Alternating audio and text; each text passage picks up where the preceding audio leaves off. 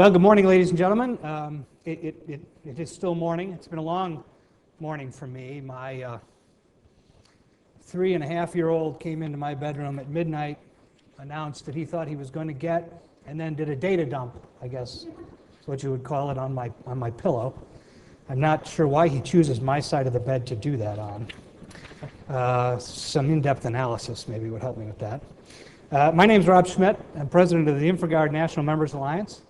As many of you may know, InfraGard is an FBI program. Don't panic. You can see it coming. I have not now, nor have I ever been, an FBI employee. It does feel good to be out of D.C. D.C. has always warmly welcomed me. I'd like to welcome you to my hometown, Chicago. So welcome to Chicago. I hope you've enjoyed yourself. We've had tolerable weather for you. My panel is unique, I think, to this conference because for the most part, it's representative of non-traditional, non-government players in the analytics space. One of the many things that separates the public viewpoint from the private sector viewpoint, apart from the fact that we don't trust each other, is language. By way of example, my 17-year-old daughter, Rachel, and I, fortunately, and somewhat oddly, have had little difficulty communicating as she has grown up, until recently. Rachel had two extraordinary experiences this past summer. The first was a poli-sci boot camp, which really ended up being a IC boot camp that was hosted by Dr. Kathleen Kiernan. Dr. Kiernan assured me that my daughter would experience things that made me envious during her boot camp in DC. And I don't think my daughter was disappointed. I certainly was envious. But when I got her back, I think one of the cops alluded to it yesterday. She indeed was using two acronyms, a verb and another acronym, to form a sentence. The second experience was a 3-week engineering camp at Notre Dame. I called her during week 3 to ask her how things were going, and she said, "Daddy, the land is being irrigated by seawater that has been desalinated by nuclear fusion." I said, "What?" She said, "It's raining, but I'm at engineer camp now." So, with the potential of an engineer spook on my hands, I think I've got a full plate for communicating. We have here today Mr. Rodney, who after a 14-year career at CIA as an analyst, is now the Director of Global Intelligence and Threat Analysis for Walt Disney. Rodney helps what is clearly a veritable American corporate icon translate between your world and our world.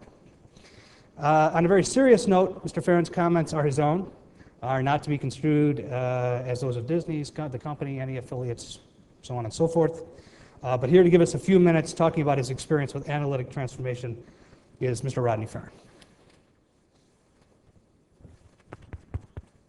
Thank you, Rob. They're also off the record, so Kevin, you can stop typing. I see you. I'm here this morning to talk to you about probably the burning question that's been asked at this conference. What the hell is Disney doing in a place like this? Well, my answer is I'm from Hollywood and I'm here to help. Part of it is because when I joined Disney 1.5 years ago, it was to effect an analytic transformation of our own. I joined in December of 2005 what was then a relatively new global security division, which was formed by Michael Eisner and Bob Iger to deal with the effects of the new normal after 9/11. And this global security division, the vision for it was to integrate intelligence to anticipate threats, security operations to mitigate them, and crisis management to help deal with events when they do occur. So we started from a very low baseline. We had relatively few analysts within the company. We had a few small cadres, small teams in each of the theme parks, but they were pretty much research specialists.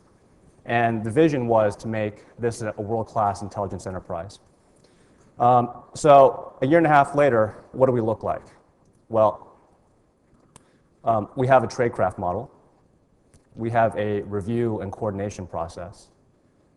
We have RFPs out for an ACE-based-like virtual environment to enhance collaboration. One of the first things that I did when I arrived was to establish a library of intelligence analysis to collect everything that we've done before and add everything that we're doing today. Warning is our primary task, our primary objective and mission. And if you take a look at any of our products, they'll probably look like what the president reads every day in the PDB, in the same writing format, same style, same critical thinking. And what has that done for us? We've been wildly successful at creating a capability to fight the last war. We are meeting yesterday's intelligence challenges, not tomorrow's. Okay, so was this an analytic transformation? Yes, it was. From a very low baseline. Was it a revolution? I would argue no, because everything that I'm giving to my analysts today are the things that these guys at this front table and everyone else, in colleges and universities use every day. This is not a revolution. This is catching up. So we occasionally do what we call continuous improvement breaks, which means that we go down to the Gordon Biersch down the street with a napkin and a pen and try to take stock of where we've been and what we want to do, how well we're doing, what we could do better. And it was around June when I was preparing my own presentation for Kathleen Kiernan's SHARP program about what Disney Global Intelligence is all about that we realized, that we came to those conclusions that I described to you. We are pretty good, but we're not ready for tomorrow. So we thought, well, how can we get ourselves ready for tomorrow? How can we effect a new analytic transformation, a true revolution that gets us to the next level? And the problem here is that we don't know what tomorrow's intelligence challenges are going to be. We don't know what our customer needs are going to be, what needs in terms of intelligence, what they have. We don't know, maybe they don't know. So what do? Well, we came up with a solution. It was based on the movie Ratatouille, which is a great Disney Pixar film. And basically it's this. If you think about intelligence operations and intelligence service as a kitchen, okay, and it's filled with pastry chefs, and they're really good at making cupcakes, and that's your intelligence product. But you want them to transform the menu into something else, and you send them off into a room and have them think about what to do next. They're probably going to come up with better tasting cupcakes or cupcakes with some icing, maybe even ice cream if you're lucky. But what if the customer needs steak? Pastry chefs aren't going to be able to do it. So this led us to the conclusion that if we want to change the product, if we want to transform, then we have to change the process. If you change the process, we change the product. Again, we don't know what that product's going to be, but we're going to try to find out. And we came up with a three-step program, which I'm going to summarize for you and then get off the stage so our other distinguished guests can come up here and tell you things much more intelligently than I can. The first is hiring. I'm going to be hiring some analysts over the next couple of years. And I think one mistake that I made when I was at CIA and a mistake that I made when I first joined Disney was I was hiring to type. I was hiring for expertise. I was hiring people who could write, who could think, who've been in country, all the great things that you need. But the one thing I was not hiring for was this trait, which is creativity. Creativity is the engine that will help us transform and revolutionize intelligence. It's the lifeblood of our company. It's what we want to do. Let me just tell you a brief story, and I'll be quick about this. I hired an analyst. I stole him from State Department. Great guy, and I hired him to type because he was just like me. He even went to my college. Perfect.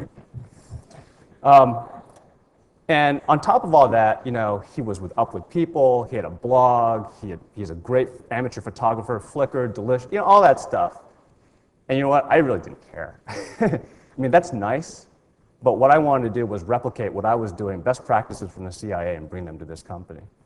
And so I fell into that same trap of trying to punch this square peg into that round hole instead of making that round hole a square. But anyway, the one thing that I did right though was I started to listen to him.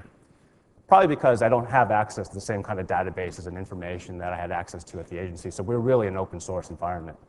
So I had to learn from him to help me get better and promote the better interests of the company.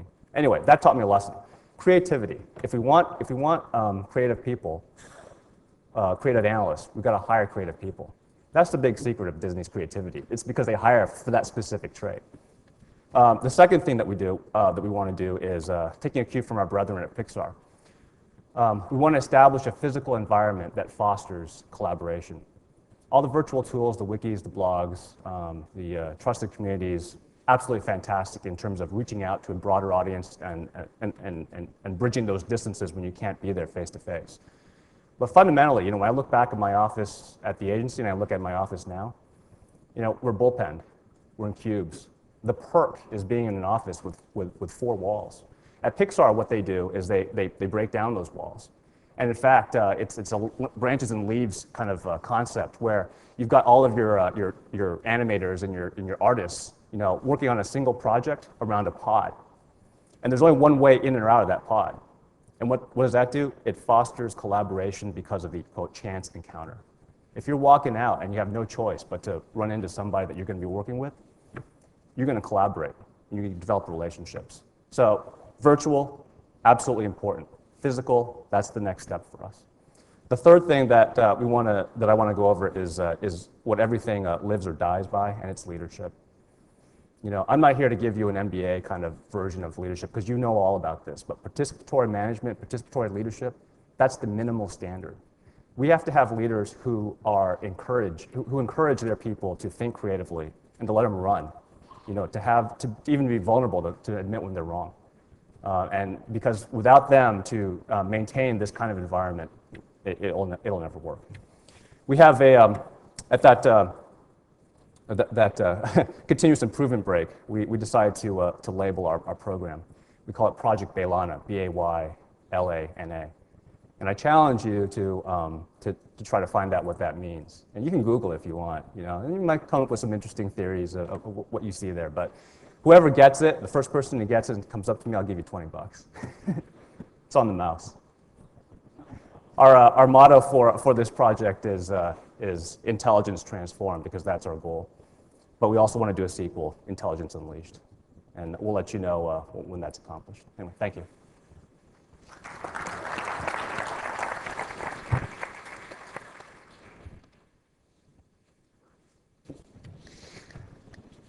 Well, speaking of Google, coming hot off the press and in my mailbox, The Economist asks the question, who's afraid of Google?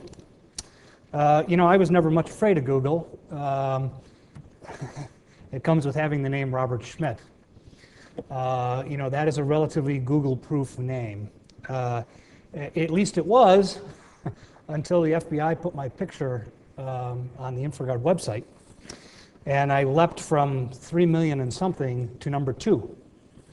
I never liked the name Robert Schmidt very much. Like I said, it seemed bland as a kid, especially in the face of Batman or James T. Kirk.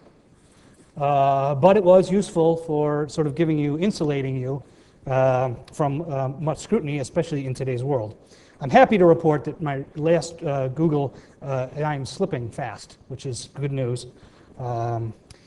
The next panelist I have for you is the Executive Research Fellow and Director of Research at the Accenture Institute for High Performance Business. Wins, I think, the longest private sector title award today.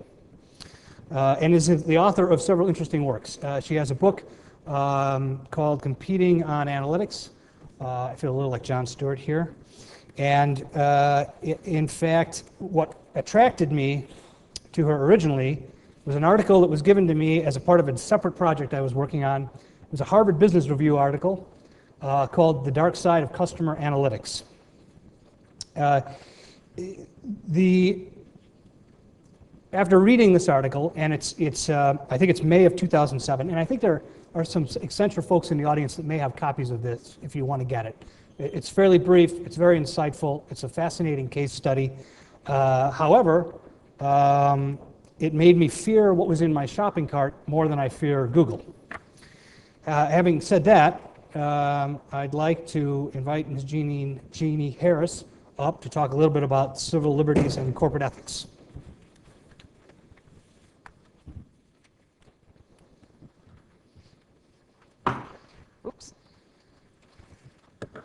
Sorry, Well, Tim. thank you, Rob. And I don't know if you should fear what's in your grocery cart, but you should rest assured that people are watching what's in it. And I guess that is one of the themes of the research that I've been doing. And I should explain a little bit about my background and about why we came to be writing a book called Competing on Analytics. I'm sure most of you know who Accenture is. They're the large consulting firm. They do all kinds of consulting, both in the private and the public sector. And one of the things that we have noticed over the last several years, let's say over the last 7 or 8 years, is that companies are becoming more analytical. They were asking us to do more and different kinds of analyses to build them systems, for example, that would automate the decision process to determine what a home mortgage should be or what credit term should be for your credit card, or maybe to, in a different sector, to in the hotel industry, to help people understand and identify and target high-value targets and try to understand what share of the market they have with that individual customer, to segment them. In short, as we started looking, what we realized is companies, in a lot of respects, are becoming much more analytical overall. They're doing it in sales, they're doing it in marketing, they're doing it in supply chain, throughout their operations, in fact. There's been this upsurge of interest in analytics. And that's reflected in surveys people have done about CIO and CEO top priorities. The use of analytics as a source of competitive advantage is a very high priority topic in the C-suite right now.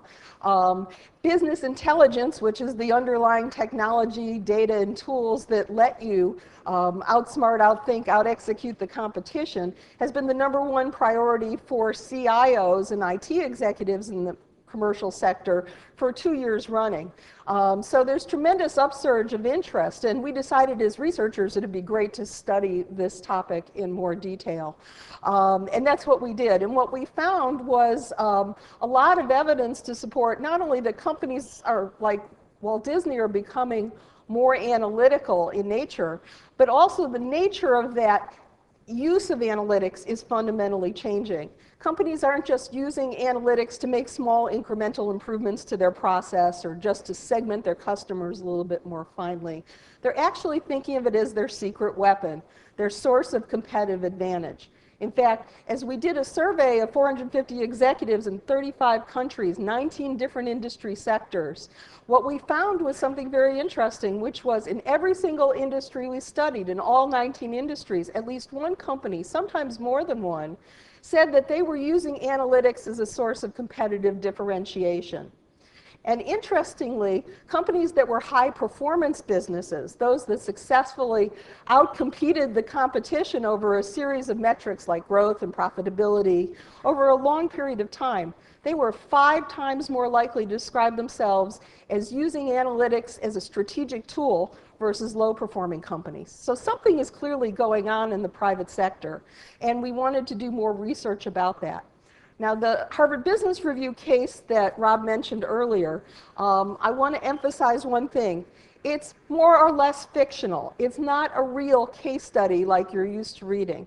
What Harvard asked us to do is to look at a subject that we felt was really strategically important but wasn't necessarily being discussed as much as it ought to be in the C-suite, and bring it to life through a fictionalized but very plausible example. The example we chose is something that I later found out is actually going on, so I guess we did a good job. But it's a case of a supermarket chain selling loyalty data to an insurance company, and then both of them trying to decide what the ethical and moral limitations are and how they should use that data. Well, it's an interesting problem because, as you all know, the use of data can be a double-edged sword. It has great potential to benefit mankind. You might find, for example, as you analyzed all that data, that you could identify some kind of nutritional input that might actually prevent disease or mitigate disease. You might also find, as you might expect, that people who eat lots of cheese rinds and pork rinds aren't real healthy. Well, if you're an insurance company, you might decide to make a separate product for companies that for individuals who always choose the healthy choice, the celery instead of the pork rinds. But of course, if you're the one who eats pork rinds, or maybe you don't eat pork rinds, you just buy them for your next door neighbor, Well, suddenly this gets a whole lot more complicated. One of the things that is fairly straightforward in the corporate world to do is to understand how you use this information, and the data privacy laws are pretty well understood. So for example, a company like Walmart has a tremendous amount of information. They have over 580 terabytes of data in a data warehouse. They have data that shows where shoppers go and how they travel through the store and which checkout lane they go to on an hourly basis. They have all that information, but they don't necessarily care about who is the person traveling through that store, right? So there's certain standards and conventions and ways that people address the legal privacy issues. They do things, for example, like making the data anonymous or synthesizing the data to a level of aggregation that's useful to them and throwing the detail away. They create firewalls and security to prevent that data from being hacked or stolen. Not that that doesn't break down occasionally, as we've seen cases where people have stolen credit card data. If there's a will, there's almost always a way. But nonetheless, in the corporate world, there's a lot of sense that people understand how to both collect data, integrate it, and protect it. What's less clear is some of the grayer issues. Now, when I look around this room, what I see is a bunch of analysts like me, people whose attitude is the more data I can find, the better. But if you're a CEO or a senior level executive in a corporation, as I'm sure it's also true in your world, you have to think about more than just that. You can't think just about the letter of the law. Now, in corporate terms, we tend to talk about that in terms of things such as, will this affect customer loyalty? Will it affect the value of my brand? I talked to an executive at Frito-Lay who has very sophisticated analytical capability, but at the end of the day, they don't really care if Rob personally eats 6 bags of Frito a day. They want to know about people like Rob who eat 6 bags of Fritos a day. So their interest in the data is a little bit different. But on the other hand, if they wanted to really start digging into that data at a personal level, which is more prominent in certain industries, you could see how it would be a slippery slope. One of the things senior executives have to address is these more ethical issues. What kind of governance or rules are they going to lay down that says, well, we'll use the data for these things, but not for these others? The final thing that they really have to be concerned about is unintended consequences. And some of this has been speculated about in the press already. But what happens if you find out something that you're really better off not knowing? What if you are an insurance company and let's just say you discover that people who eat bananas and cashews at least once a month, they never get skin cancer. They just don't. Now, what do you do with that information if you're an insurance company? Well, one school of thought would say, well, that's a competitive advantage. I'm going to give a discount to all the people who eat bananas and cashews and not tell anybody else, because that's something that I would have that would give me a real edge in the market. Another person might say, well, we need to share that information. We need to share it with the medical community.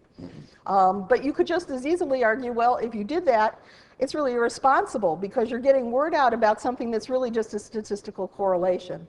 And so you have these kinds of issues that start to percolate out in the corporate world. The executives are really grappling with now. So many executives are trying to just really decide, how do we make sure that we get the information that's valuable to us? How does Walmart know what the one thing they need to rush into their stores when Hurricane Katrina is coming? Does anybody know the answer, by the way? No, strawberry Pop-Tarts.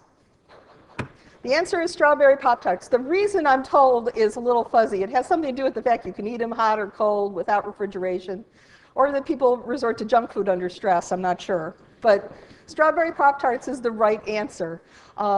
So they need to know those kinds of things, but then there's other things that really they've just decided they're better off not knowing. And as more and more companies do compete on analytics, they're starting to look at these issues and try to lay down guidelines about how to use data responsibly. Because one thing that we've all learned is that something can be perfectly legal, but if your customers decide it's an invasion of their privacy, the court of public opinion weighs a whole lot more heavily than anything the real courts might say. So if, as Rob says, people learned that their insurance company was buying data from their supermarket, how do you think they might react? They might stop using their card. They might take to the streets and protest. But on the other hand, the fact is, insurance companies have been buying lots more sensitive data than they get from grocery stores and have been doing it for years. They know what drugs you take, both over-the-counter and proprietary. They know whether you buy adult diapers or not. So they have other sources for that information. But it doesn't matter sometimes, because you need to think about not just what the facts of the matter are or whether the data is good or not. You also have to think about how that information is being used, how it's going to be perceived by your customers and by the public marketplace, and the long-term impact on your business. So I think in many ways they have a lot of similar issues that you all have to address as well. And I think with that I'm out of time. Okay, thank you.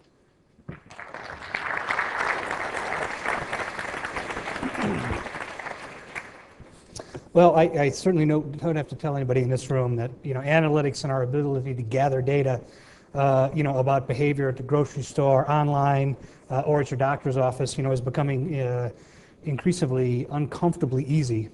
However, as we discussed a little bit yesterday, analytics must not be used alone to guide decisions. In fact, our reliance on technology often gives us a false sense of security. Or even a false sense that everything is doable with technology. Mr. Jeff Schmidt, has no relation to me, has spent a fair piece of time helping the banking community with authentication problems. He recently assisted a variety of social networking sites and states attorneys generals to come to a more detailed understanding of the challenges that they face together. A piece of this work actually can be found in an article that I cajoled and begged him to write for InfoGuard's Guardian. You can get this at infoguardmembers.org, Online Child Safety, a Security Professional's Take. But here to talk to us a little bit about some of the limits of analytics is Jeff Schmidt.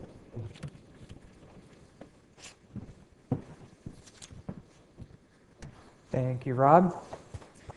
So, like the speaker from Disney earlier, what the heck is a guy doing here talking about child safety? Well, child safety, and particularly the recent discussions that have been had about child safety with respect to the social networking sites, have some very interesting underlying lessons and themes that are definitely applicable to what we're talking about here today, particularly with respect to massive data gathering and mass identification and authentication. So the takeaways from what we're learning about online child safety right now is that any attempt at massive identification and authentication is fraught with peril. We know that, the people in this room know that, not everybody knows that.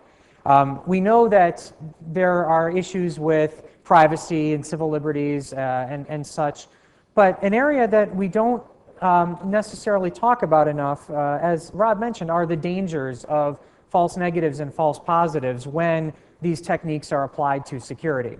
So let me give you the example now from the child safety arena. The problem we're trying to solve is that adult predators are using online forums to identify and to communicate with children for the purposes of exploiting them or worse. The technology that some have been talking about have included things called age verification as well as parental consent.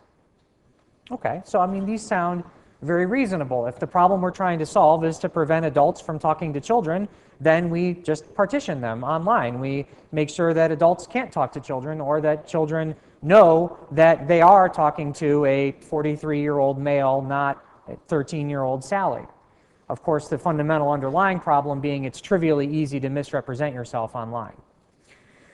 Okay, so these sound like very reasonable. Again, parental consent also sounds very, very reasonable. If my child is going online, why can't I just cause the online sites to get permission from me? I have to give them permission to use the car or to get a credit card or to get a cell phone. Why can't the online site get permission from me for that individual to make an account?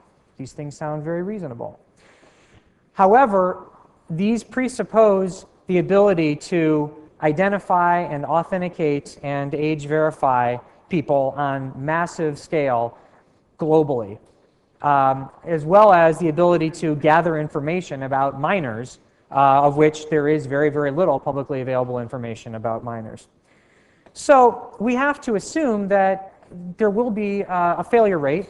We all know that, in any security measure there is a failure rate, but what might that failure rate look like?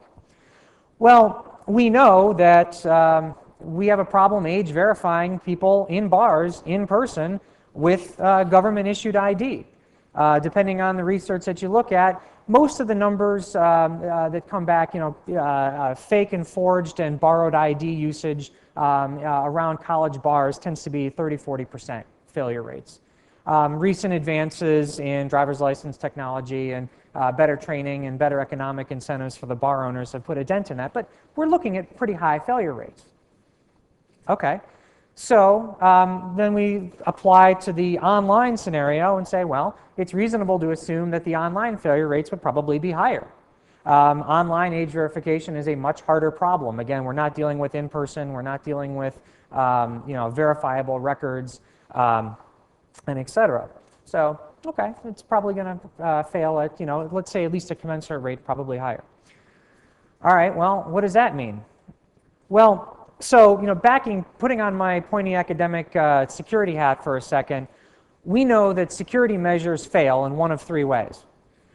Security measures will fail in a way that it has no impact to the overall net level of security, which is kind of a nebulous concept, but bear with me for a second. Most security measures fail in a way that actually net have improved the overall level of security. The easy example there is a bank vault. If I install a bank vault and a criminal goes in and blows it up, even though the vault failed, the act of going in and blowing it up, caused noise and set off alarms and took time. So the overall level of security by having the vault there is higher than if it were not there. There are security measures that fail in a way that actually decreases the overall net level of security at the end of the day. And those are the ones we need to be conscious of and we need to avoid. Any security measure that grants trust to an individual that otherwise should not be trusted will actually decrease the overall level of security when it fails. And online age verification and to a lesser extent parental consent are great examples of that. Let's say that we do age verification for the purpose of protecting children. It will fail. We know, because bad guys are very motivated, we know that bad guys will go and become fraudulently age verified. So now we're going to have 45-year-old sicko, Joe, masquerading as 13-year-old Sally, and he's going to be verified. Now, when the children think that they're interacting with 13-year-old Sally, they're actually talking to a verified predator, a predator with the Good Housekeeping seal of approval, which is worse than having no age verification at all. This is an example of security measures, again, that fail in a way that overall make us all less safe. So the takeaways here, again, be conscious of massive identification and authentication mechanisms that grant trust in ways that are dangerous and that may actually and will actually decrease the level of security at the end of the day. Thank you.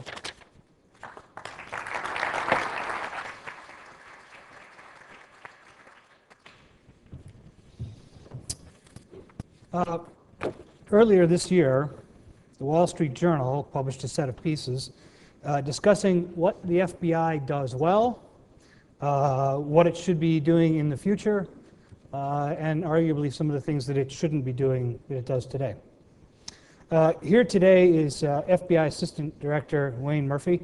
I think he's well known to this crowd. As many of you are aware, A.D. Murphy spent 22 years at NSA prior to joining the Bureau. And I think he's uniquely qualified to answer the question posed by these journal op-ed pieces. A.D. Murphy, do we need an MI5 in this country?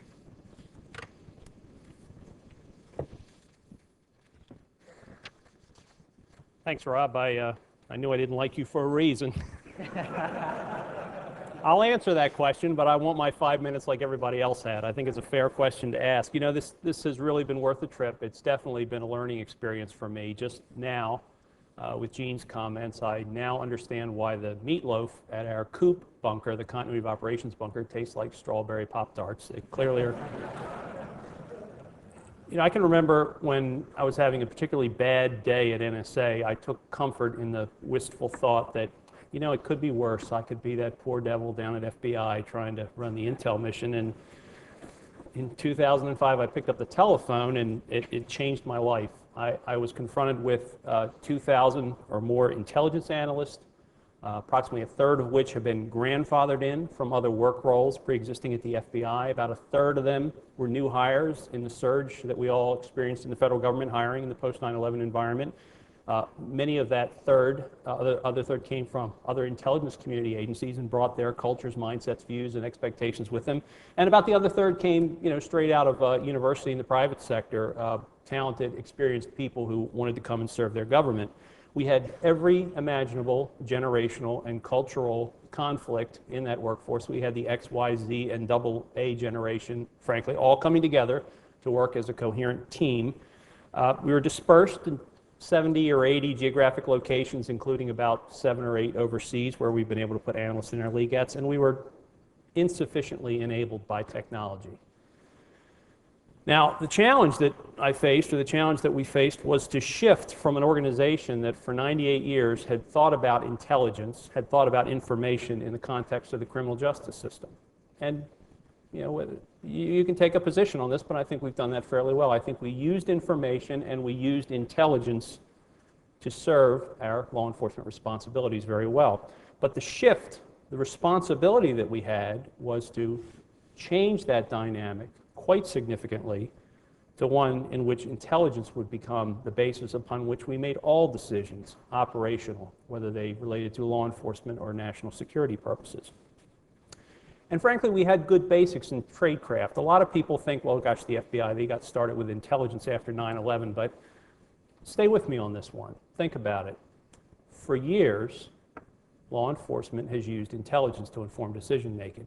Some of you who are old enough, some of the gray hairs like myself, remember the old cop shows? Remember when they used to be in the squad room smoking cigarettes? And that is an old movie. And they always had the Polaroids of the perpetrators pinned up on the corkboard, and they'd stand there and study them and look at them. And social network analysis. It's a fancy name for it now. There's tools that do that, but they were doing social network analysis. And if they had a map behind it, it's geospatial analysis. I'm not being glib about that. I think the underlying tradecraft is there, the basic thought, but it was all in the context of the criminal justice system, so it presented some real challenges. I could not afford, the nation could not afford, my job could not afford, a Darwinian approach to changing the FBI intelligence approach, because evolution would never keep up with where much of the rest of the community was, and frankly, more importantly, where much of the threat was. I thought naively, perhaps, others have told me that I definitely am naive, that we could be a laboratory for the intelligence community. We at the FBI were really unfettered by the historic challenges that my sister intelligence agencies faced. And what I mean by that is the culture that they developed as being part of the intelligence community. I think General Clapper characterized it beautifully in his remarks this morning. We didn't have that. Now, admittedly, we had this sort of criminal justice law enforcement culture, but we didn't have that intelligence community culture. So, in a sense, I think we were more malleable. We had the potential to influence, even with all those awkward factors of our workforce and the composition of our workforce. And so, in an act of complete irrational abandon, I adopted a vision statement for the intel mission at the FBI. It's very simply ahead of the threat. Almost immediately, several people said that would look good on my tombstone. But I'm a stubborn Irishman, and I think it's realistic, and I think it's where we need to be. And I believe that right now, today, literally, our needs are colliding with opportunities that are just unbelievable. And what has been discussed over the last few days here in this forum are those opportunities that I want to draw into my laboratory, my malleable environment, because I think we can jump on board and move out in front That surprises a lot of people. But let me just talk about a few things I've read about and then answer that awkward question about MI5. I fret about whether or not we can really break away from the way we've traditionally thought about intelligence products and services. I think the Wire demonstration is really a compelling effort to get us to think differently. We really have to step away from that comfort zone of it has to be text, it has to be in print, it has to persist. Now, persistence is an important thing. You can't say, oh, you made that decision based on an NIE that doesn't really exist anymore because NIEs are virtual and they change over time. There's a practical side of that we can't live with, but I really think we have to challenge ourselves to step away from what we mean by products and services in the intelligence community. I worry that the inherent constraints of government, and I don't mean that in a negative sense, accountability and oversight cannot be overcome to do the kinds of revolutionary things that we need to do. Alex Joel, the DNI privacy officer, was supposed to be here, but unfortunately had to give some testimony. Quite unfortunately had to give some testimony. And the challenge of information and using information as a powerful tool has to be considered in the context of civil liberties and things like the Constitution, something that comes particularly home to roost for me in the FBI with the responsibility of creating a domestic intelligence organization. I find it hugely ironic that if you stop someone in a shopping mall and you're holding a clipboard and you offer them a keychain, they will reveal untold mysteries of their personal life. But as soon as the government combines one or more commercial databases to try and narrow the scope of the direction of their very limited resources, the alarm bells go off. We have a history that makes those alarm bells reasonable, and none of us want to throw the Constitution out the window to get where we need to be. But we have got to resolve this issue. A second element of this issue about whether or not the inherent constraints in government can help us change it, I'm learning. I started to read a book on the flight up here. It's called Spying Blind. It has the unflattering secondary of the CIA, FBI, and origins of 9/11. It's by Amy Ziegard out of Stanford. Not a big fan of the FBI and some of the things that we're doing, but I'm interested in criticism as well as I am in compliments. And I think the flight attendant thought I was having some medical issue because I kept going like this. But I'm just into the book, really, but she raises an interesting point. She says, you know, the government can change and the government can evolve, but is it doing it fast enough to keep up with the environment? And I think we've heard a lot today about sort of catching up and getting where we need to be, and that's where I think ahead of the threat seems really clever, if I can actually pull it off. So when I finish the book, we'll see where that takes me. The other thing I've read about is, can people like me lead change? Me personally, when I'm standing up in front of my workforce, and good Lord, most of them could be my grandchildren, it's a horrifying thought that I have the responsibility that I do, because I grew up in the industrial age of intelligence. You know, I swept the floor in the shop for 5 years before I was allowed to touch a piece of paper or put a dot on a sentence. And so I've got a new standard. When a guy like Mike Wertheimer calls me and says, I want 5 of your best people, and I'm going to take them out of your workforce and out of your ability to use them for any purpose serving the FBI for probably 3 years, and they're going to run around the woods and jump out of airplanes and think deep thoughts and sitting on beanbag chairs. When I get that feeling that I have when my wife holds up a tie and says, no, really, it looks good on you, I should do it. I should do it. Once a month, I should make a decision, and my workforce knows I do it all the time, that is completely counterintuitive to what I feel in my gut. And I ought to challenge myself to confront my assumptions and my perspectives with those of the very talented people we brought into the workforce. And finally, open source. And I think this has been covered well. It frustrates me to no end that we spend so much money to know what is known. I believe the power, the talent, the focus, the resources of the intelligence community should be devoted to that which cannot be known by any other means. When you look at some of our more sensitive and clandestine means of intelligence exploitation, there's a whole series of gates you have to go through before you can tap into any of those resources. Why aren't we doing that at the front end? We did a study when I was back at NSA where we challenged a contractor to produce a report on some incredibly difficult target that we had spent bazillions of dollars learning about. And we had a lot of information that we had acquired through very complex and expensive and dangerous means. And the report that they produced met and matched the information and in some ways exceeded it. we ought to be thinking about that. So I tried to put it off, but I'll answer the question about MI5. We were at West Point a couple of weeks ago talking to a bunch of SACs, and I made the observation, given the historic location we were in, that, if George Washington had not effectively integrated intelligence and operations, that we may have kicked off the event the night before drinking warm beer, and we would have sung God Save the Queen, and there'd be a Union Jack in the corner and a picture of the Queen hanging on the wall. And I don't say that in any pejorative way. I'm a shamelessly an Anglophile, but the point is the integration of intelligence and operations is an incredible strength. And for me, this whole argument about MI5, FBI, I don't know where the business case is for that. I know there are anecdotes, I know there's stories, I know there's a belief that, well, gosh, the FBI, they're knuckle-dragging law enforcement officers. How could they possibly perform this complex intelligence mission? What a lot of people don't know is we have had incredibly extensive engagement and support from MI5 in the development of the National Security Branch since we accepted the recommendations of the WMD Commission. And in fact, for almost a year, had one of their senior officers embedded in my organization advising us. And I can tell you that privately, and in some cases publicly, they will say, don't make that mistake. Not that their model is a mistake, it's a model that works for them. They don't believe that that model will work for us. And I don't believe that the business case has been made, aside from anecdotes, and I know Judge Posner lives and works not too far from here and has some pretty strong views, but he talks about this sort of mentality of locking people up. Well, we have a counterintelligence mission that for years has never been about locking people up.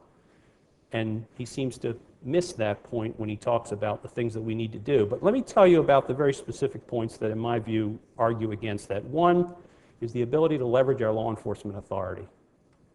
Our ability to take knowledge that people have violated a law and use that as a point of leverage to gain their cooperation and their participation is, I think, a pretty powerful tool. DEA, another member of the intelligence community, has that same power. There are elements of the Department of Homeland Security that have that power. That power does not exist elsewhere in the intelligence community. I think it's a unique part of the toolkit, and I think if we separate those two elements, we lose something. And so if we're going to do it, if it's the right thing to do, we should do it for the right reason. I think the loss of the operational and the intelligence relationship would be a profound problem and challenge. And it surprises me that people treat the FBI so different and so unique in that regard. Here's what I mean. I grew up in a DoD community. I had the honor and the privilege of doing a lot of work with the Central Intelligence Agency. And this dynamic within the FBI is no different than what you see elsewhere. The J2 versus the J3, right? The ops versus the intel. The DO versus the DI in the agency. And why is it when, in a military environment, the operational commander leverages intelligence to advantage their position on the battlefield and then exercises their operational authority to close the deal, that's celebrated as a good thing. When the CIA operations directorate leverages intelligence to gain knowledge and insight to advantage national security and then executes their operational authority through a rendition or whatever other means they have, that's celebrated when it's public as a good thing. It's a good thing even when it's private. When the FBI uses intelligence to make decisions about where to allocate resources and then chooses the time to exercise their operational authority, arrest powers, that's a bad thing. I'm not sure I understand that, and that's a big part behind the argument about the MI5 model, and I'd be happy to, during the course of the discussion, have somebody push back and say, well, you're wrong and your model doesn't work. Another point real quick. The UK model, as I said, is becoming more like ours when you look at what they're doing in the UK. They're not going to merge, but the agility and the leverage and the flexibility that we have is something that they wish they had in their ability to execute their mission. And finally, Lord spare us another bureaucracy. If we have to create another agency, that means we have to create liaison and partnerships and rules, and I just don't think that we can afford that. The argument is not closed. It shouldn't be closed. In our democracy, we should continue to have that debate, but I want to see the business case, and I want to take the business case on board. Thanks very much. I look forward to your questions.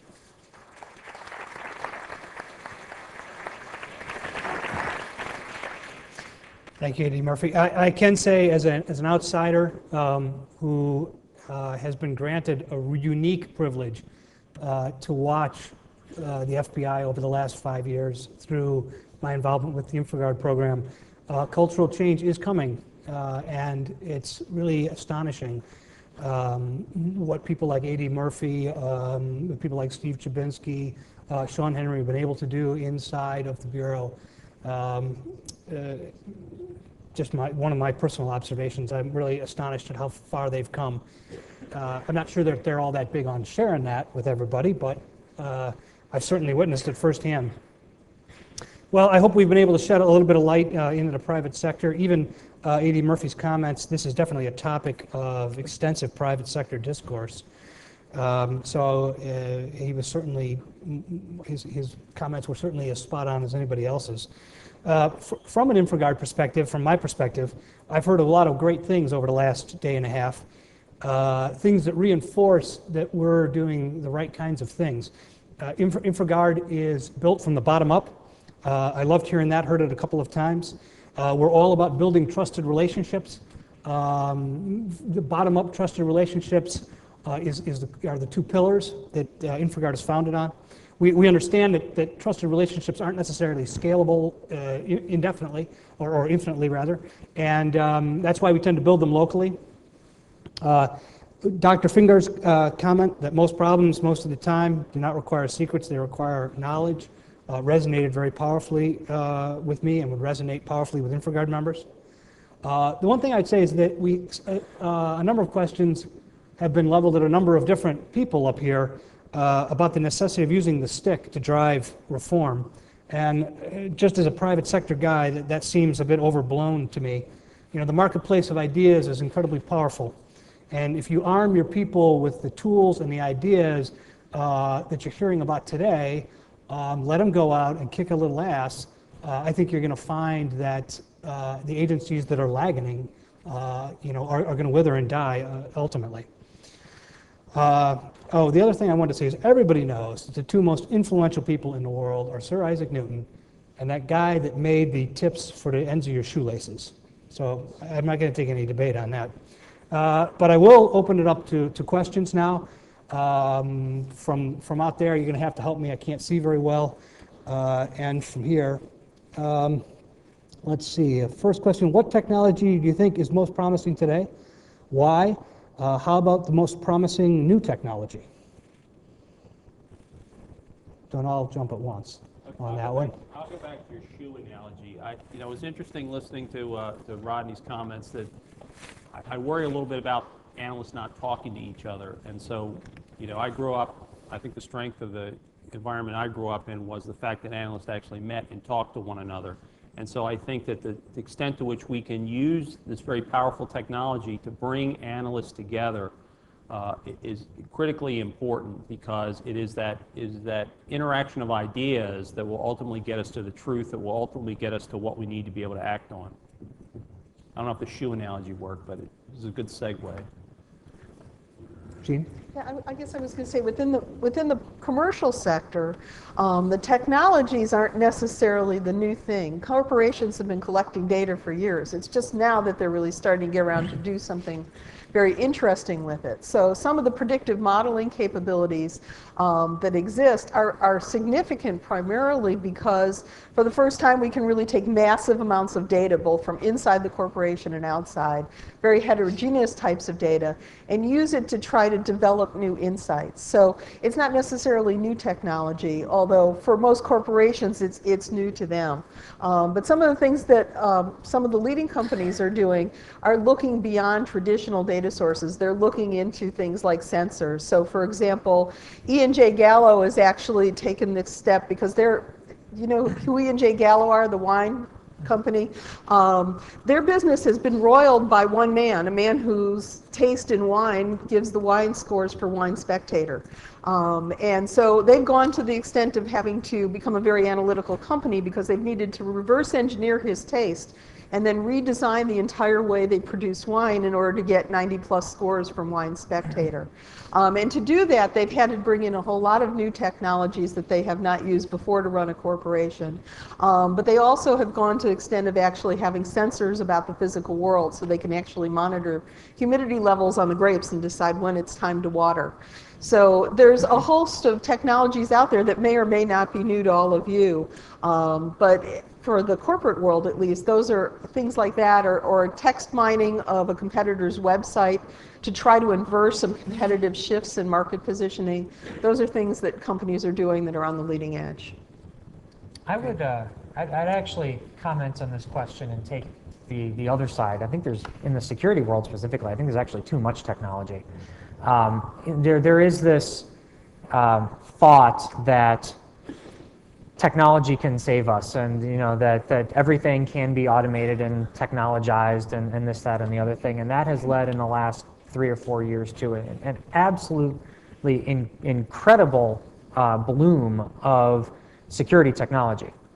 And I think we're in a position right now where there's actually too much disparate technology and not enough integration and glue and processes and expertise to use it, apply it, and pull it all together correctly and appropriately in ways that are actually going to help us. Yeah, that certainly resonates with me. I think that one of the other things that we've heard a lot about today is that this is not these are not necessarily tool problems, technology problems. These are people problems and behavior problems. Rob, we've got a question in the audience right over Oh, here go ahead. and another one over here. So let's go over there first. Did they want to No, go first? go ahead. Okay, thank you. Betsy from NSA again. Question mainly for A.D. Murphy, but any of the panelists are, of course, welcome to answer.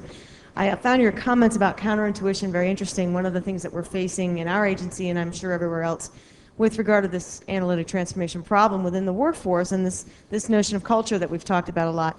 But like any law enforcement officer who has learned through many years of experience on the streets, who operates mainly in many ways on an instinctual basis, our analysts, particularly in a classified environment, have developed over their years of working many strong instincts about how to approach things, how to approach problem sets, how to approach levels of classification, how to approach tools and technologies.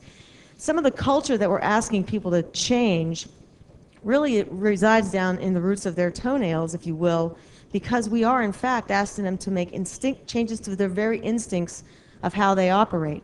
And there are many, many analysts in that demographic that are still viable parts of the intelligence community, and will be for many years, and we have to leverage that group. So Wayne or any of the panelists, I know you're facing that at the FBI right now.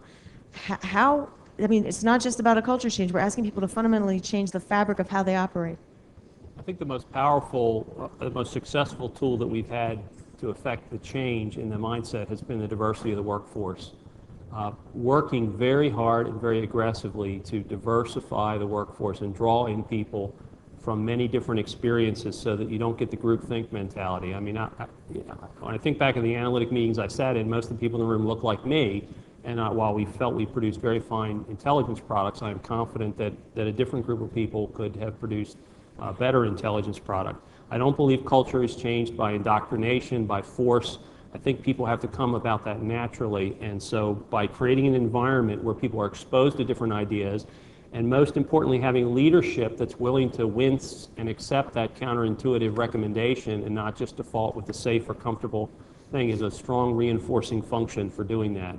At the end of the day, what motivates people most is seeing the light at the end of the tunnel. I want analysts to argue, I want them to disagree, I want them to have different opinions, but I want that argument to foster an opportunity for people to see that there is a different way and there is a different way of thinking about a problem. I basically had the same question, so I'm going to divert just a little bit. What is your relationship with the IT organization such that you can implement that change? Is that for me? Please. We have a very close working relationship with the IT organization, but I have failed, or my organization, I have failed, to articulate a set of requirements that are consistent with what they need to be able to execute on that. We have benefited considerably from the technology that they have been able to deliver, but in order for me to achieve that sort of leapfrog approach that I'd like to sort of jump ahead and not evolve through all the stages that the rest of the community has experienced, but rather to move as quickly forward as we can, I think is going to be critically dependent upon the application of technology. And so we're investing a considerable amount of time and effort in articulating that set of requirements, that environment in which we need to be able to operate to be successful. And a big part of that has been drawing my people back from their temptation to want to describe this box, this server, this wire, this keyboard, because that's not their job. I want them to articulate the analytic environment they need to operate in, and then partner with the technology experts and specialists to help design the solution. That's great. Actually, I think that answers in part one of the questions here. Should the IC focus on forcing analysts to behave differently or simply focus on hiring people that already work the way you wish? I think that diversity is important, and I think A.D. Murphy answered that. Can we scroll back down a little bit? Rodney, I think this one was something you were talking about, leadership. A little bit more. Scroll down for me. I think we lost it. There was an IC question, how can we get IC, here it is. How can the IC foster managers that participate, it says more bluntly, the force word again, managers to participate and manage versus just supervise. Why don't you take that one? Well, when I think about how I was as a manager when I was at CIA and what I am today, a year and a half later, I'm definitely a much better leader and manager now than when I left. And I had to think about why is that the case. A couple things. First, my supervisor, my executive at Disney, was probably the best boss I'd ever had. Kathleen McChesney, she was the highest ranking female special agent at the FBI. And for me as an agency guy to say that about someone from the Bureau, that's a big deal. And she was absolutely terrific, and she taught me a lot. Okay, so that would be step one. Make sure that the leaders of your first-line supervisors espouse the kinds of leadership values that you want spread around the organization. The second thing that really caused me to be more of a participative manager, listening to my analysts a lot more, was the fact that I got thrown into a completely different situation. I was no longer in my comfort zone where I used to be a China hand. So sitting in a room with a bunch of China analysts, I thought I knew the answers to just about everything. I wasn't a bad manager, don't get me wrong, but I'm much better now. But moving from that world to becoming a much more of a generalist, we have interest in 47 different countries, air, land, and sea assets, things like that.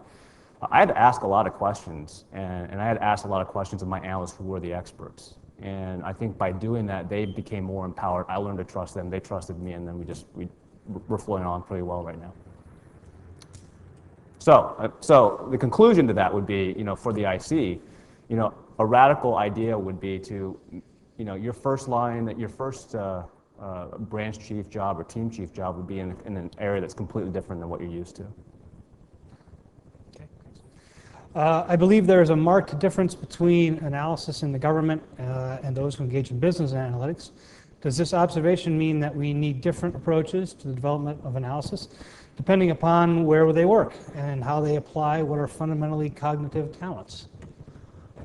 I think I disagree with the premise. I used to believe that. I used to believe that if we didn't do it ourselves or if it wasn't done in a classified environment, it didn't have value. But as we changed and started to think about how do we get more preventive, how do we get on the other side of a threat, it required levels of analysis that you find everywhere in industry. Market predictions. Who's going to dominate a given technology market? That means I need to develop a solution that's going to be able to get in front of that technology so I can exploit it to my advantage. A lot of the information that is used by private industry and the analytic approaches to that information, I think, are tremendously powerful. The challenge is, as we heard earlier, you can collect a lot of this data from a private sector standpoint and nobody gets too ruffled about it. When the government starts looking at information the same way and applying the same kind of technology, we have to have that fundamental debate as a nation about how far the American people want their government to go and are comfortable allowing their government to go before we make a commitment to those kinds of resources. And I think the sooner we can have that debate, the better, because we're having way too many false starts with good ideas and good projects that once you see them in the light of day, they get shut down very rapidly, and we can't afford that kind of expense. Jeanne, do you have something you want to add to that? Well, I guess I would agree that everything I've heard today sounds exactly like the issues I hear about in the commercial world. Analysts are people who love to dig in and deal with large, complex, hairy data sets. The bigger and more complex, the better. Their leaders are concerned about how they use that information to make sense of what's going on in market conditions and to be able to act to get a competitive advantage, to outsmart the other guy and get there first. And they all have to deal within a set of business processes that sometimes are disconnected. They don't always have a good process whereby they collect, organize, analyze data, translate it into insights that are then executed upon consistently. So I personally think that there's a lot of commonality there, and I think both groups could learn from each other, and I guess our data would also support the fact that it's a common set of skills and capabilities. If anything, some of the biggest differences is in the corporate world. I think analysts are more closely integrated into the business processes and into decision making, whereas in the public sector, a lot of times they're a little more dispersed. And so I think there'd be a lot of interesting opportunities for you to learn from each other in terms of how that does or doesn't speed time to act and get the results you want in the outside world. Jeff, I think this one's cute. Oh. Okay, we'll get to those in a minute. Jeff, I think this one's queued up to you. Instead of using authentication, what about just auditing? Like trading floors, let anyone take a job and then just audit everything they do. Sure. So, like most security questions, the answer is, well, it depends. In this case, it depends on the risk. In many situations, the risk of something going awry is commensurate with an after-the-fact audit where somebody can be fired or fined or the process can be reversed or what have you. But if what's at risk is, $10 million that's going to suddenly go down to the Caymans where you can't get it in the event that you do the audit, or the safety of a child, or other things, then we need to take steps to prevent the issue from happening. But then after the fact audits are always, obviously a positive and desirable part of any security scheme. You need both, and it all depends on the risk. My favorite part of that question was, like a trading floor, let anyone take a job. I don't know if they were reading my bio. I spent 15 years on the trading floors. But there it is, just sort of lays there, doesn't it? However, having spent that time there, I'll tell you that we do an awful lot that is beyond an audit. Mr. Murphy, actually, there was another one for Mr. Murphy's. Oh, this is it. What's their position on barriers such as intelligence oversight, ORCON products, classification compartments, DoD versus LE, and other non-DoD intelligence agencies being able to collaborate? What would you like to see happen to best overcome these barriers? I think we've done a tremendous amount to try and address that issue.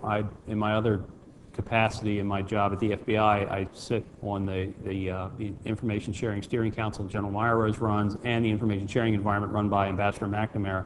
And there's been a significant amount of work done to address this issue because that critical transit point of information between the federal and the state, local, and tribal environment has to be able to deal with information in a much more agile way than our historic classification regimes and handling regimes have allowed us to be. We spent nearly a year looking solely at how do we address the sensitive but unclassified environment, the 70 or 80 different markings that we use for official use only, law enforcement sensitive, handle very carefully. There's a whole range of markings that frankly, it's a Tower of Babel in terms of the meaning of them. For official use only means one thing at CIA, means something else at NSA. And so we spent nearly a year working on that, and with great enthusiasm and optimism about how quickly this was going to take us into a new environment. Once we started to look at some of the privacy issues, we became very concerned about the implications of moving too rapidly to an environment where information that things like your tax records, things like your health records, other things that are held by the government would become more widely available. So we have, in fact, I wouldn't say pull back because that has a negative connotation, but we have taken a more sober look at some of the decisions that we made, but we, I think, have made some very aggressive choices.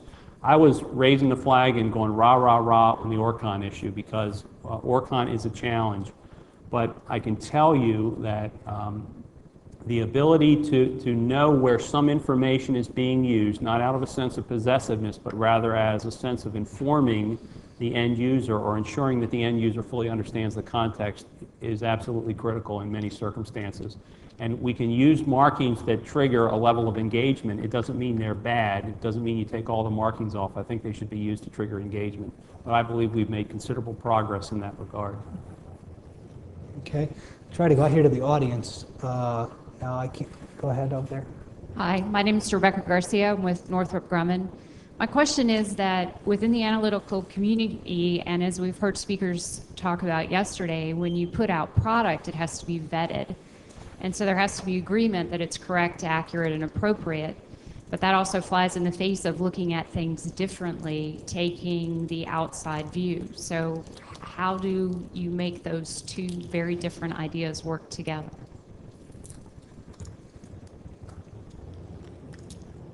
I don't think they're incompatible. I think we exist now in a community where a lot of the same information is looked at differently by different elements of the intelligence community, and even in more progressive environments by customers having the opportunity to look at information and make a determination about the potential value it has to them. I don't think anybody is arguing that putting inaccurate or unvetted information out is a good thing. I think it's the idea that new ideas and new perspectives would be constrained because they don't fit an old model is what we're trying to get away from. And so the idea that a piece of collected intelligence information can only be properly interpreted by the agency that collected it, I think is something that we have hopefully abandoned, and recognized that a CIA case officer will view that information differently than an FBI agent, differently than a Border Patrol person working for the Department of Homeland Security, differently than a law enforcement officer who's on patrol in an environment where that activity may be occurring. So I don't think they're incompatible. I think the idea of let 1,000 flowers bloom has the potential to strengthen our analytic environment and strengthen our analytic community. I don't know if that answered your question. It felt like it. Okay, do we have another one out Yeah, there? over here. Assistant Director Murphy's articulation of a business case for not creating MI5 caused me to think about Mr. Faraon's presentation. And the question there is, given the context of this conference, what's Disney's business case for transforming analysis, and what metrics, given what General Clapper said this morning, do you use to measure your progress or not measure your progress in this warning event where you've got a return on investment where the event not happening is the value? All right, two-part question. So first part, what's the business case for transforming our analysis? It's because one of our fundamental values is continuous improvement. We have to get better all the time. That's a very simple answer to that part of it.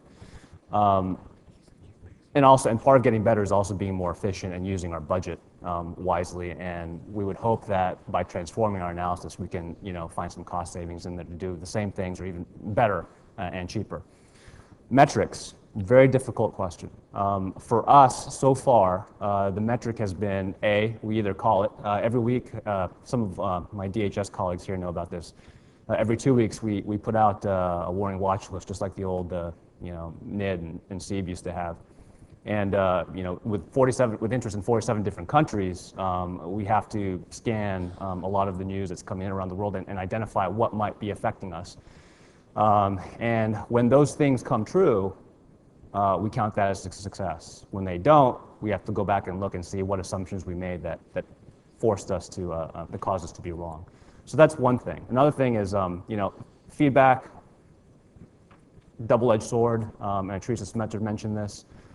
We use that as a metric.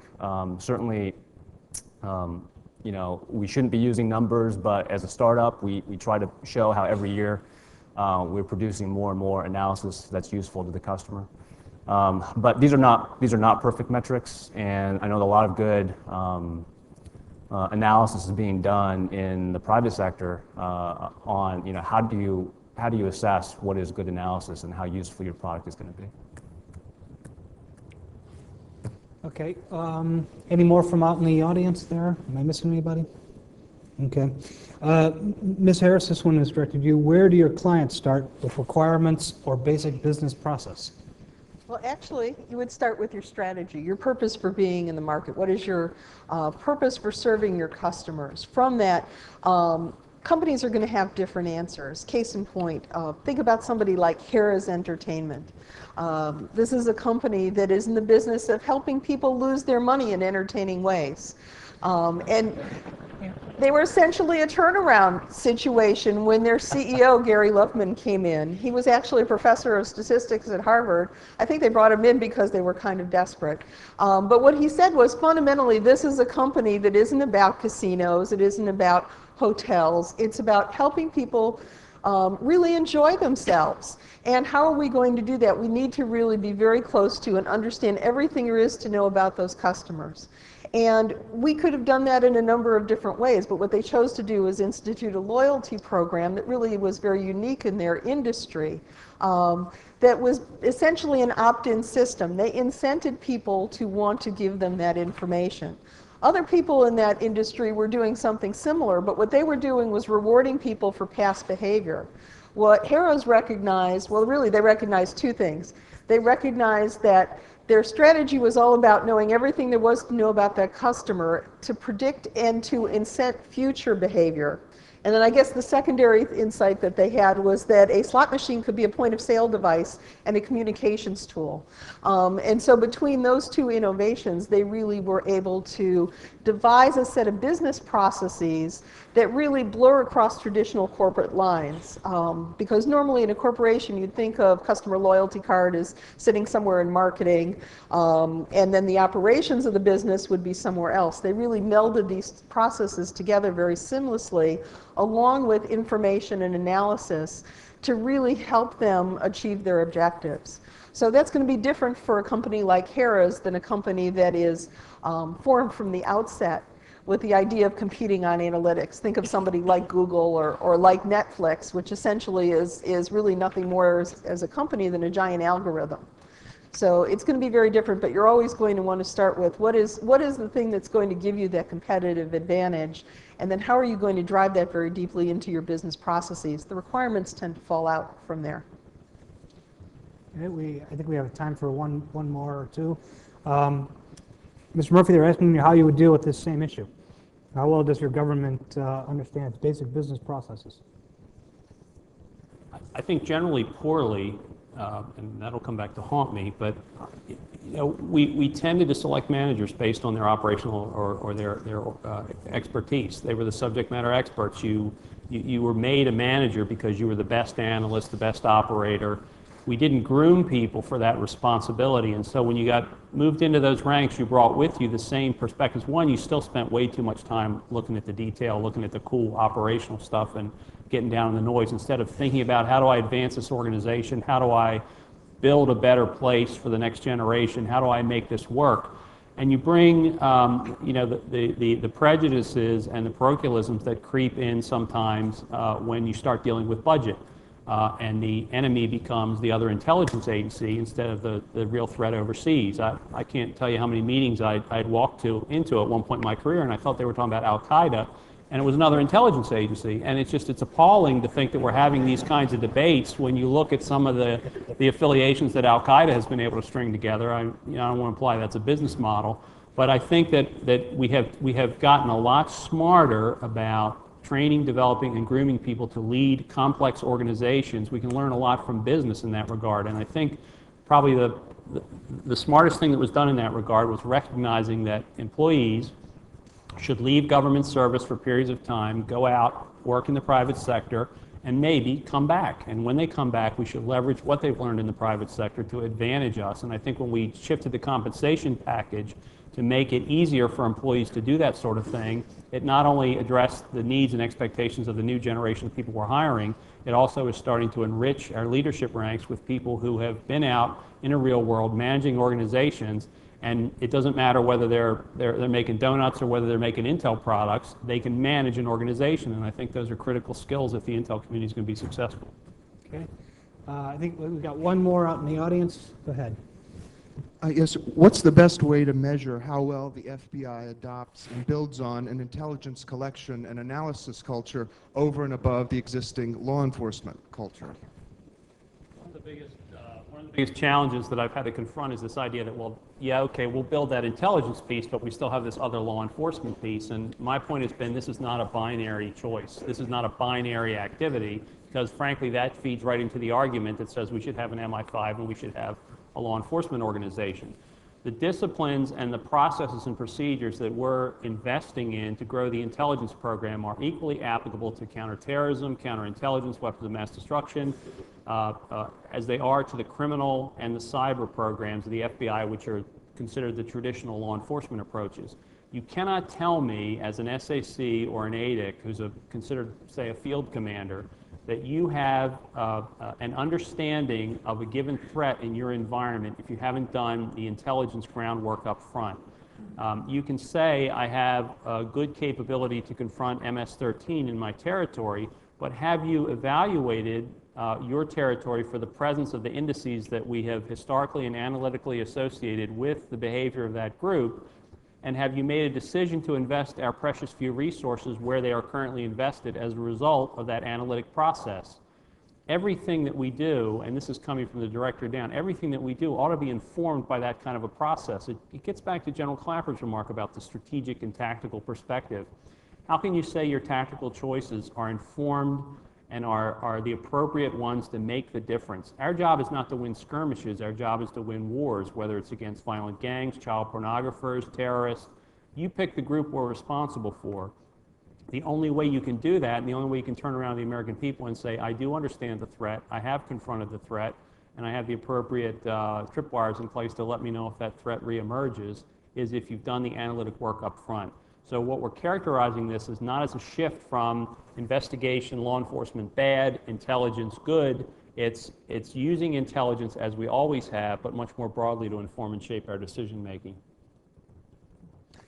Okay, I'm going to take one more off the screen here. I like this one because it clearly affects the public and the private sector in almost exactly the same way. I mean, if you're a business owner of a business of any size, you have exactly this same problem. We have the top pushing for it, the bottom getting frustrated at the pace, the middle that gets caught between not wanting to change. How do you encourage them to change without offending the middle? I guess as a business owner, you know, whenever you talk about downsizing, that middle layer is always the target for this very reason. You know, and listening to General Clapper, you know, using attrition as a management tool, you know, there's always some middle that just doesn't get it and isn't going to get it. That's not very hopeful for that middle, but you know, as a manager, you have to identify those people and bring them along if you can, or you know, let them go. But I'll turn that over to the panel if anybody else has any additional comments. Go ahead, Jeanne. You're ready to jump out of your skin. Say it out loud, but I will anyway. You know, there's an old saying in business when it comes to change management: you can change the people, or you can change the people, and it's really a choice.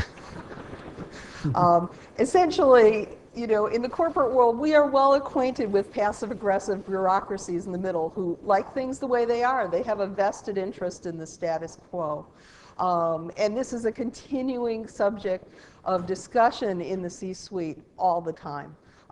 It essentially comes down to strong leadership, sometimes making a few examples, not being afraid to offend people.